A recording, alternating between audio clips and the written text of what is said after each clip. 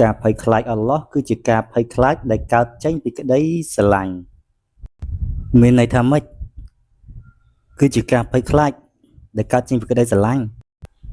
មានន័យថានៅពេលអ្នកស្រឡាញ់នរណាម្នាក់ខ្លាំងវាមានធាតុនៃការភ័យខ្លាចដែលរំខានដល់ទំនាក់ទំនងប្តីប្រពន្ធស្រឡាញ់គ្នាជាការពិតមានករណីជាច្រើនសូម្បីតែការស្រឡាញ់ហារ៉ាមក៏ដោយបើមនុស្សស្រឡាញ់នរណាម្នាក់ហើយពួកគេនឹងមិនចង់ធ្វើអ្វីមួយដែលរំខានដល់ទំនាក់ទំនងនោះទេអញ្ចឹងគេបារម្ភពីអ្វីដែលគេនិយាយនិងរបៀបនិយាយសាកគិតមើលយើងជជែកពីអ្វីដែលហារ៉ាមហើយអ្នកមិនចង់រំខានអារម្មណ៍ពួកគេនៅពេលដែលពួកគេធ្វើរឿងដែលមិនល្អគេគ្រាន់តែធ្វើឲ្យទូរស័ព្ទខូចអ្នកថាអូ my love កុំភ័យអត់អីទេអ្វីនឹងល្អតែក្នុងចិត្តវិញដូចទៅកំពុងពុះហើយថាមិនបានអញ្ចឹងបើអ្នកផ្សេងវិញដឹងថាអ្នកដឹងថាជាស្អីតែប៉ុន្តែភាពស្មោះត្រង់ទាំងអស់បើអ្នកមើលវាដោយប្រុងប្រយ័ត្នអ្នកគ្រប់គ្រងបានតែអ្វីដែលអ្នកចង់និយាយដោយសារតែធាតុនិងកត្តានៃក្តីស្រឡាញ់អ្នកមិនចង់រំខានទំនាក់ទំនងបើអ្នកមើលទៅលើអ្វីដែលអល់ឡោះបានសម្រេចឲ្យយើងអ្នកនឹងដឹងកាន់តែច្រើនការភ័យខ្លាចរំខានទំនាក់ទំនងធ្វើឲ្យអ្នកនិយាយអ្វីមួយដែលជាក់ច្បាស់ធ្វើឲ្យអ្នកជន់ឬដើរលើសម្បុកសុទ្ធដែលគ្រាន់តែមិនចង់ឲ្យខូចទំនាក់ទំនងនេះជាមួយនឹងអល់ឡោះជាម្ចាស់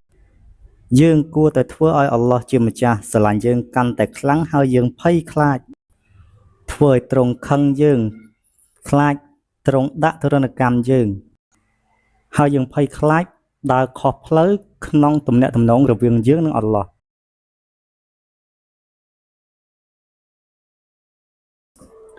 គម្ពីរកូរ៉ានជំពូក4អាយ៉ត់34បរិសុទ្ធទាំងឡាយជាអ្នកគ្រប់គ្រងលើពួកស្ត្រីដោយសារអល់ឡោះបានលើកដំកើងពួកគេឲ្យមានលក្ខណៈពិសេសជាងគ្នា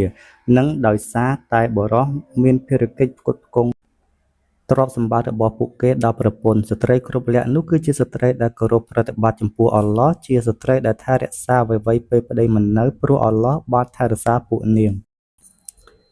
ដោយឡែកស្ត្រីដែលប្តីបារម្ភនៅការមិនគោរពរបស់ពួកនាងចំពោះប្តីនោះចូលពួកអ្នកដាស់តឿនពួកនាងដោយគ្មានបើគ្មានប្រសិទ្ធភាពទេចូលពួកអ្នកចាក់ចេញពីកន្លែងគេងរបស់ពួកនាងបើនៅតែគ្មានប្រសិទ្ធភាពទៀតចូលវាយអប់រំពួកនាងតែប្រសិនបើពួកនាងងាកមក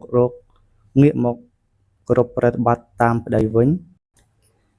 ដូច្នេះចូលពួកអ្នកកុំរកផ្លូវធ្វើឲ្យលំបាកដល់ពួកនាងទៀតឲ្យសោះពិតប្រាកដណាស់អល់ឡោះមហាខ្ពង់ខ្ពស់មហាធំធេង